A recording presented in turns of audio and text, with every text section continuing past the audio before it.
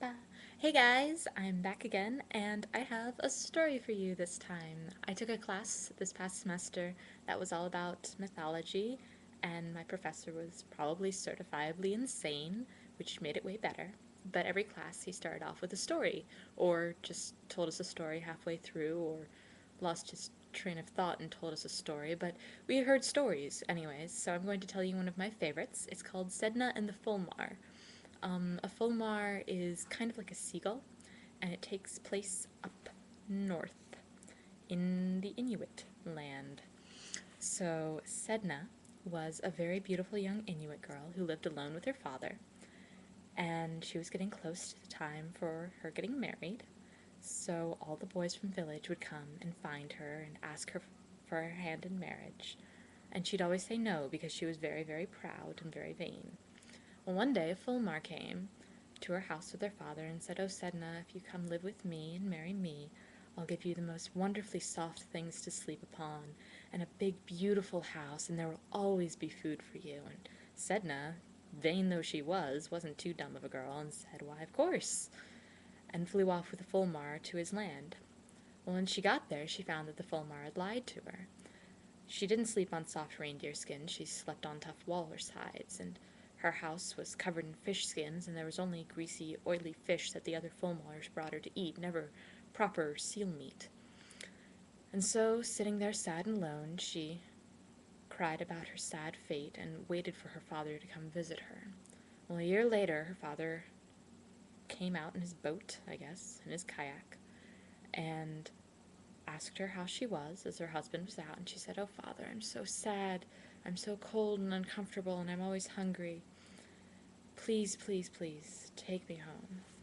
And her father, being a kind man at that point at least, said, "Of course, dear," and waited for her husband to come home and slew him. And he took his daughter back in the boat, and they set off back for the mainland. Well, the other Fulmars found their dead brethren and came after Sedna and her father, and whipped up a furious storm to follow them.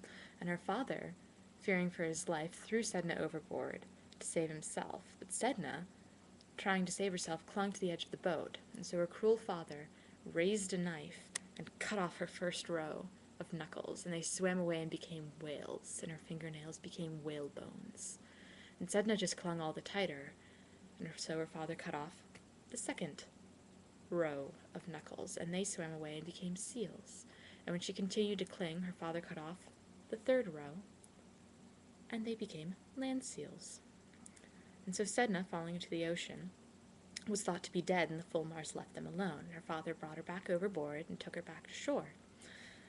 But Sedna nourished a deep and bitter rancor against her father for cutting off all of her fingers, and waited until he fell asleep in their house and set her dogs loose on him, and they gnawed off his hands and feet as well. The end. Wasn't that a great story? Actually, it has some significance to them. The Inuits believe that when they kill a seal, its soul escapes into its bladder and curls up there all nice and warm, which is explained by another story, The Boy Who Went to Live with the Seals, which I'll tell you maybe next time. And so they preserve this bladder, and once a year they remoisten them and reinflate them, and they get all their bladders together from all the seals they killed and wine and dine them like fancy guests, and they deflate them and they push them back down through a hole they make in the ice so that they can go back down to the bottom of the ocean to Sedna, who will take their souls and put them back into seals. So there will be a fresh supply of seals every year for the hunters to gather. So a good hunter is polite to his seals, and the same seal will keep coming back year after year to let itself be killed by him. Yeah, it's cool stuff, right, guys?